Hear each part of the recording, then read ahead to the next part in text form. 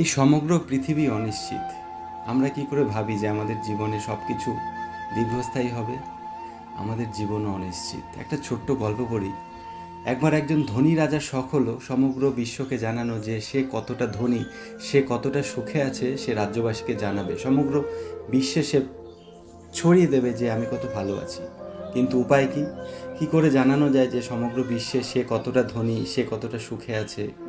তখন মন্ত্রিসভা একজন বলল যে পাশের রাজ্যে একজন সন্ন্যাসী আছে, সমগ্র পৃথিবী তার কথা শুনে, সে যেটা বলে সেটাই সমগ্র বিশ্ববাসী বিশ্বাস করে।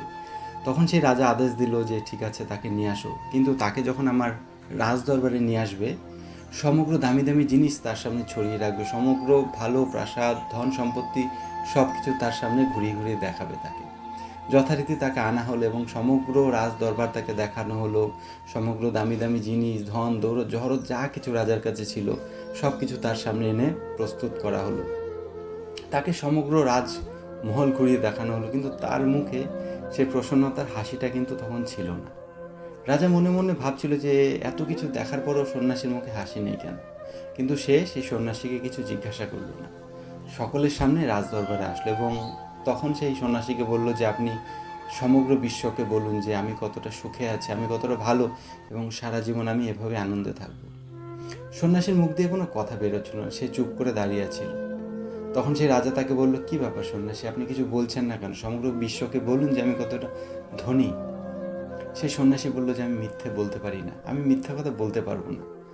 তখন রাজা ক্ষুণ্ণ হলো এবং রেগে গিয়ে বলল, মানে মিথ্যে কথা কেন বলবেন? আমার কাছে এত ধন সম্পত্তি, এত প্রজা, এত রাজ্যবাসী, এত অর্থ, তাহলে আমি তো পৃথিবীর সব থেকে ধনী, সেটা আপনি বলুন সকলকে। তখন সেই সন্ন্যাসীটি বলল, এগুলো তো সবসময় তোমার কাছে থাকবে না, এই সুখ, এই স্বাচ্ছন্দ্য তো তোমার কাছে সবসময় থাকবে না।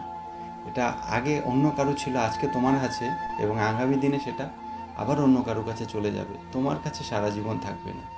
এই কথাটি সমগ্র রাজ্যবাসীর সামনে ভরা সবাই বলাতে রাজার কিছুটা মান সম্মানের লাগলো এবং সে রেগে গিয়ে সেই সন্ন্যাসীকে মৃত্যুদণ্ড দিল সকলের সামনে।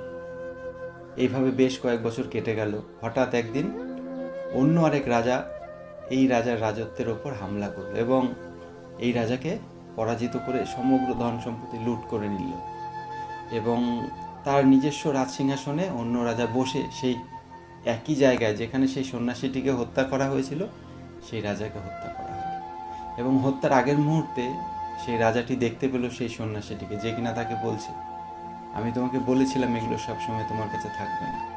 তখন সেই রাজা নিজের ভুল বুঝতে পারলো এবং মৃত্যুদণ্ড নিয়ে নিল। এই গল্পটি থেকে আমরা শিক্ষা পাই যে আমাদের জীবনে যেমন পরিস্থিতিতে আসুক না কেন, ভালো অথবা খারাপ, আমাদেরকে নিজের জায়গায় স্থির থাকতে হবে। যদি খুব ভালো সময় চলে আসে, আমাদের মনে যেন একটু অহংকার না জন্মায়, কারণ সেটা কিন্তু সবসময় থাকবে না। আর যতই খারাপ সময় তোমার জীবনে আসুক না কেন, কখনো হাল ছাড়া যাবে না, কখনো হতাশ হওয়া যাবে না, কারণ সেই খারাপ পরিস্থিতিটাও তোমার জীবনে সবসময় থাকবে না। খারাপ হোক বা ভালো, পরিস্থিতি সবসময় বদলায়। বদলায় না আমাদের চরিত্র, আমাদের মানসিকতা, সেটাকেই সবসময় ঠিক রাখতে হবে। সেটাই দীর্ঘস্থায়ী, বাকি সব অস্থায়ী।